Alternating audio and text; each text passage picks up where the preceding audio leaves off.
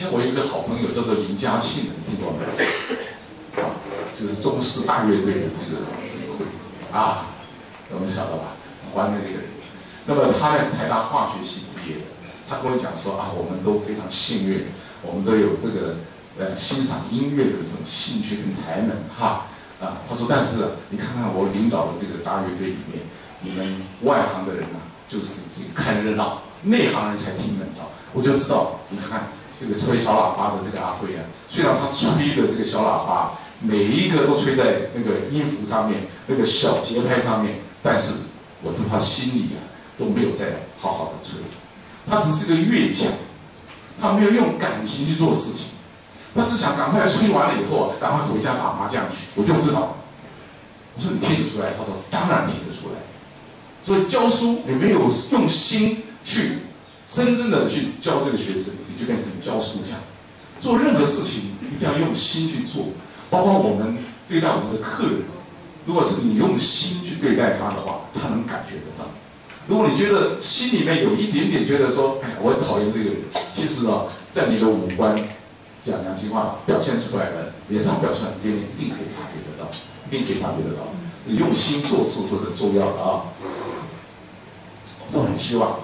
我们能够牢记对方的这个背景跟资料，比如说认识的人，第二次可以叫出他的名字，啊，我们都说，我们有一个行前说明会，说明会里面就第一次的接触，没有还打个电话给别人，到机场都可以叫出他的名字，啊，感觉上非常好，啊，非常好。当然，适度的赞美也很重要，这个千穿万穿，这个马屁不穿，但是我想适度的赞美。不要别人长得很抱歉，说别人近视非常的俊俏，非常的美啊，那这个差别就很大。然后不要用比拟式的赞美，说你长得跟谁很像，哦，明明就很讨厌那个人，你了解吗？所以这个就是要，像我这个妹妹小孩，就是你三姑的小孩，这个维兹啊，他长得就是有点抱歉，小孩这个事情，长得有点抱歉。然后每一次啊，我妹妹带着他出门的时候。别人都给他异样眼光。结果有一天啊，他带了我这个外甥呢，在门口乘凉的时候，就看到老远就来了一个欧巴桑，一直盯着我这个小外甥看，他心里就有谱了。所以为了化解这种尴尬，等到这个欧巴桑走近的时候，他就说：“啊，这我好心哦，是那群拍狂。”我说：“哇，对面那个比这个坏。”他要安慰他说：“对面那个人比这个还差这样子。”要用这种方式的安慰法，啊，这个还不如不要安慰，感觉不太好。所以我说适度的赞美，这是很重要的啊，这个赞美很重要啊。然后没有说不的权利，我们的客人，我们不能说我们 never say no， 他说不可以，不行这样子。等一下有30分钟时间，我们是不是可以去这个超市买点水啊，买点水果啊？不行，这样，这个我们帮别人服务的时候啊。我们基本上来讲，说我尽力，明知道不可能，一定要尽力试试看。待会等一下的时候呢，再私下告诉他不可能，有困难他会接受。如果说你当场就给人家难看的时候啊，不可能的时候啊，有时候第一个你没有努力，第二个让他在前面众人前面丢脸。所以我们都说不可以没有说不的权利啊。这个时候我们尽量做到啊，尽量做到。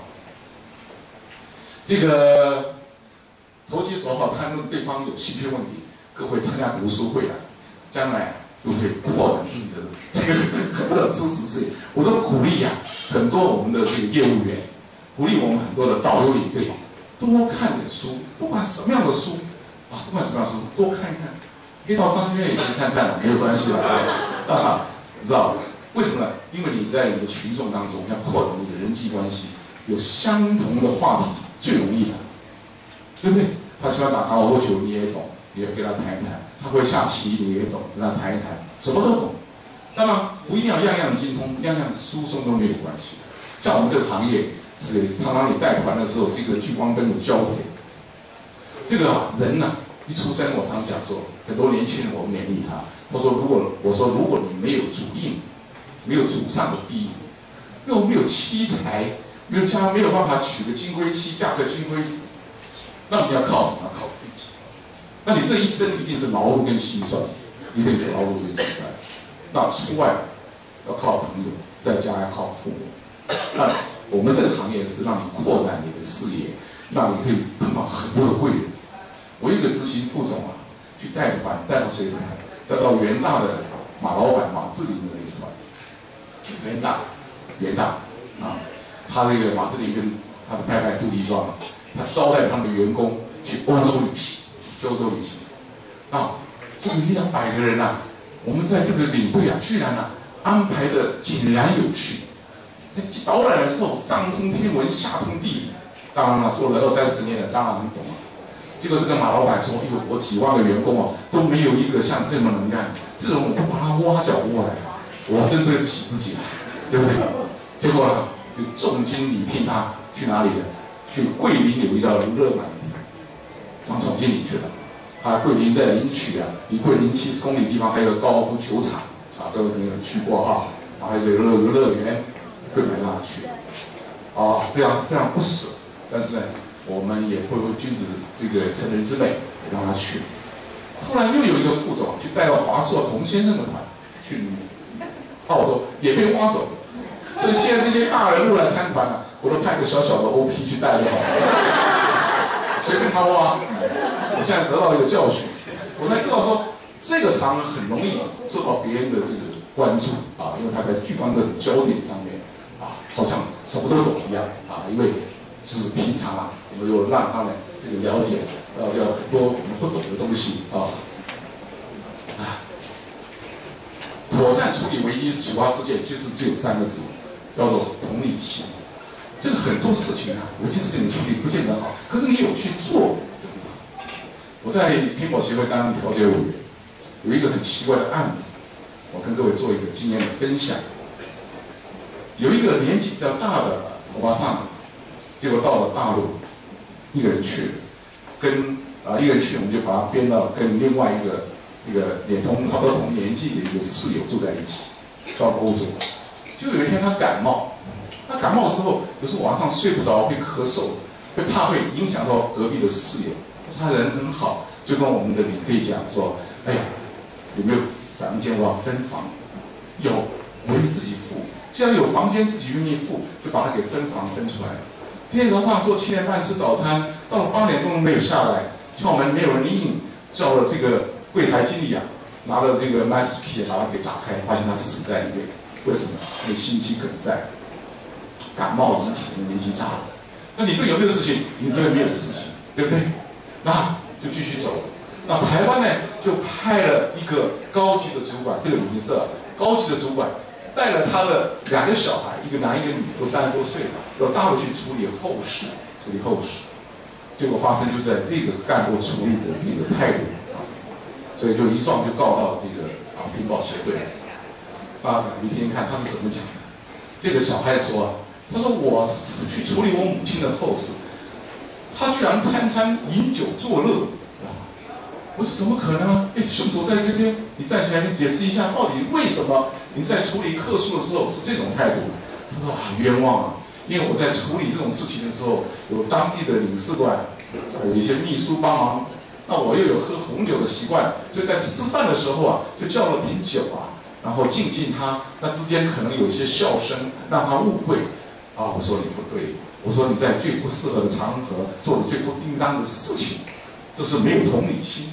我说那我道歉但是这个另外他的儿子又讲了，还不止这样子哦，还带我去 shopping 哦。我说怎么可能呢？你要去办理后事，你还带人家去买东西，让人家觉得去拿佣金，对不对？我说真是冤枉，因为我要出门的时候，我的 OP 我的作业员要拜托我去买个包包回去，买个 LV 的包包回去。那我总不能把他们这一对兄妹放在饭店吧？我就带他们一起去买东西这样子。我说你也是一样，不应该做这种事情。包包事情是小，不能够在这个时候做。所以他们公司就把他给开除了，都开除了。这个我讲的就是说一个同理心的问题，我们也曾经看到，我们公司也有一个例子，在澳洲他去住在那个 King Cross 那个红灯区。那个饭店非常非常的这个复杂，周遭很热闹。结果呢，到了晚上9点10点钟的时候呢，客人回来很紧张，回来告诉我的领队说：“哎呀，领队不好了，我的护照掉了，已经10点了。”领队说啊，没有关系，明天呢我去帮你办手续，你回去睡觉，怎么睡得着啊？对不对？他呢就用那个最原始的办法，跟他的室友2个人啊，在调这个护照的附近10里方圆之内啊，就一个一个的垃圾桶去找。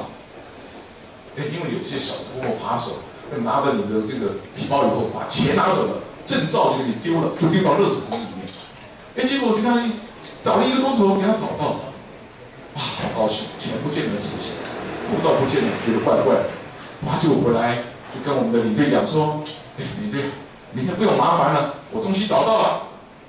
你说好，那太好了。结果回到台湾的时候，我就接到电话，总经理啊，你那个领队啊，不回我马赛。他说都没有感情啊，我告诉他我的护照掉了，他就要叫我去睡觉，我怎么睡得着啊？对不对？